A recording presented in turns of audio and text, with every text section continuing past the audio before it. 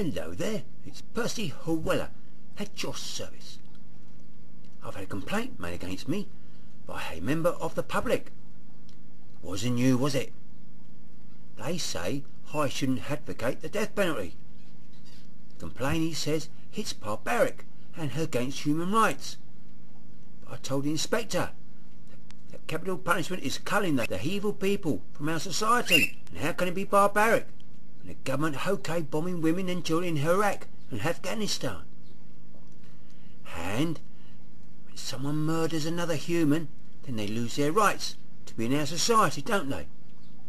Anyway, I see what happens at my hearing. Here's a crime from Royal Mail, who have been sending off thousands of items that got lost in the post. Hey, you like this story, hey? They're selling the contents of about 75,000 undelivered packages every year. Nice, hey? Customers who pay over the odds for premium secure services to cover valuable items have been shocked to find their goods put out for auction in an operation that could be netting the postal giant millions of pounds a year.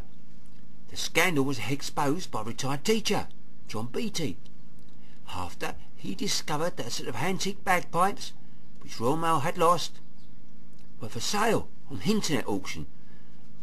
eBay was. He had originally sold the rare 1910 Henderson bagpipes to a fellow collector in Belgium for £1,500 last July, and he dispatched them using the Royal Mail's Harshaw Premium Hair Mail service. Described as fast, secure, reliable. That old chestnut, hey? Although the package was correctly labelled, it vanished without trace. However, in March this year, her friend spotted the bagpipes online.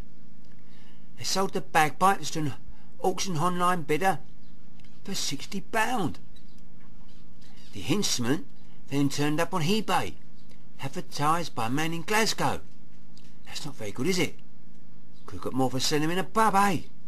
Wellers has an exclusive contract. Wellers ain't nothing to do with me. These are auctioneers, you know. Anyway, Wellers have got a contract to sell Royal Mail's undelivered post. But senior auctioneer Glenn Snellgar, he refused to comment on their arrangement. He said, "We are bound by a confidential agreement." I bet something dodgy going on there. That's aiding and abetting, isn't it? Royal Mail have paid Mr. Beattie the maximum £500 compensation offered under its Harshaw scheme. But he's still £1,000 out of pocket, isn't he? Here, we've been having trouble parking lately, so we have been asking the residents if we can park in their driveway for free, and so avoid coughing up £2.60 a day to the local pay and display. Good idea, eh? Saving taxpayers' money, that is. Plus, it will stop us having to fiddle with the parking tickets, as well as fitting the speeding ones, eh?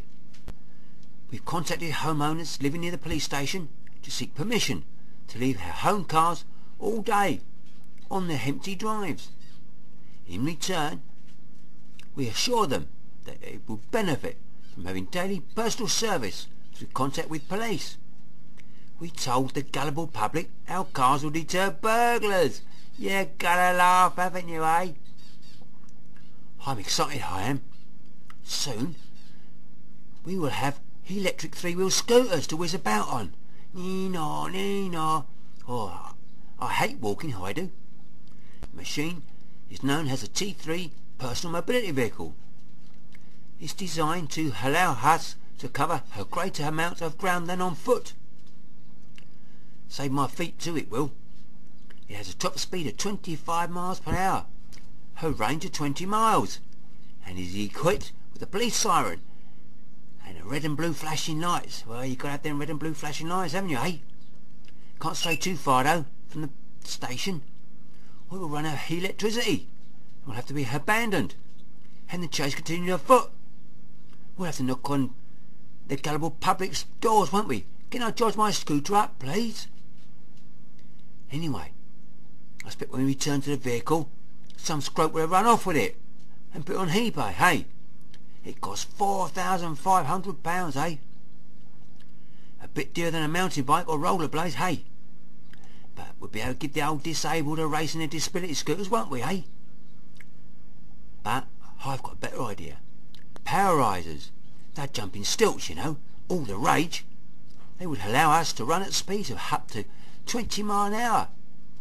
And leap over objects 6 foot tall. Can you imagine that, hey? We would soon run scroats down on those, won't we, eh? A lot cheaper than a scooter, eh? Hey, and what about all those early release of prisoners from jail because they're overcrowded?